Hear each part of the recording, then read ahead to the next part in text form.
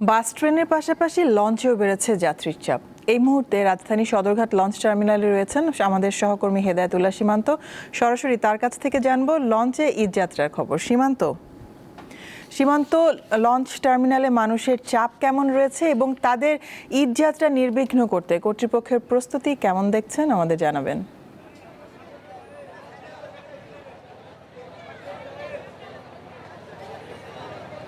যুথি ঈদ উল ফিতরের টানা 7 দিনেরও বেশি সময় ছুটি আজ থেকে শুরু হয়েছে, যার কারণে সদরঘাট লঞ্চ টার্মিনালে আমরা যাত্রীর চাপ অতিরিক্ত বেড়েছে। আপনি জানেন যে এই টানা ছুটিতে বিভিন্ন গার্মেন্টস সহ বিভিন্ন বেসরকারি সরকারি অফিস আদালত বন্ধ হয়ে গেছে, যার কারণে কিন্তু আজকে সদরঘাট লঞ্চ টার্মিনালে যাত্রীর চাপ বেড়ে যাওয়ার দৃশ্য আমি যদি আপনাকে আপনার মাধ্যমে দর্শকদের দেখানোর চেষ্টা করি, প্রত্যেকটি লঞ্চেই যাত্রীর উপচে পড়া ভিড় আমরা লক্ষ্য করছি। একেবারে যে যতগুলো লঞ্চ ইতিমধ্যে ছেড়ে গেছে সবগুলোতেই যাত্রীর চাপ বেড়েছে এবং কি ছাদে করেও যাত্রীরা গন্তব্যে যাত্রা করেছেন। বিআইডব্লিউটি এবং আইন শৃঙ্খলা রক্ষাকারী বাহিনী যে যাত্রীর চাপ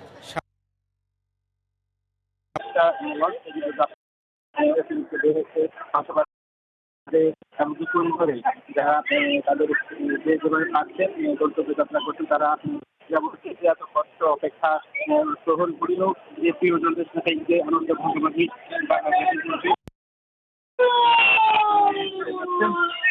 এভাবে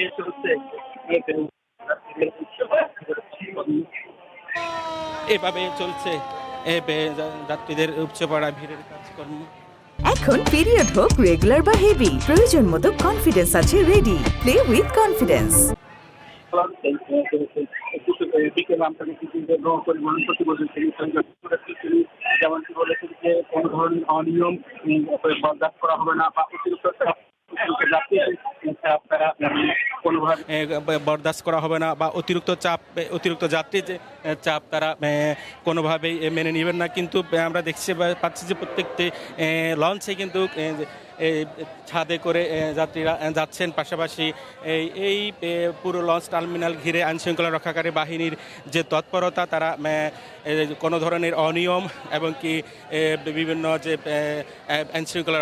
আইনশৃঙ্খলার বিঘ্ন ঘটাতে পারে এমন তৎপরতা তারা নষ্ট করার জন্য তারা চেষ্টা চালিয়ে যাচ্ছেন। যৌথে এভাবেই আমরা দেখতে পাচ্ছি আগামীকালও যেহেতু গার্মেন্টস ছুটি হবে, সেখানেও এই অতিরিক্ত যাত্রীর চাপ আরও বাড়বে।